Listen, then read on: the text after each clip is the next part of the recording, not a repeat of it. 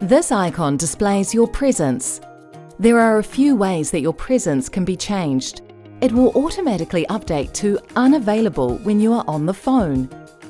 You can also manually change your presence. To do this, click on your current presence state. Select your presence from the list displayed.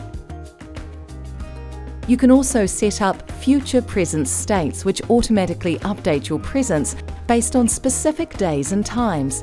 Please see the corresponding training segment to run through how to set up future presence. If you would like to provide further information about your presence, you can add a note. To do this, click in the Enter Note section and type in your note. Then click your mouse out of the Note section. Other users in your organization that utilize Now Reach Softphone or mobile will be able to see your presence and your presence note. If you would like to learn more about how you can route calls based on your presence, please see the Call Routing and Activity Diversion training segments.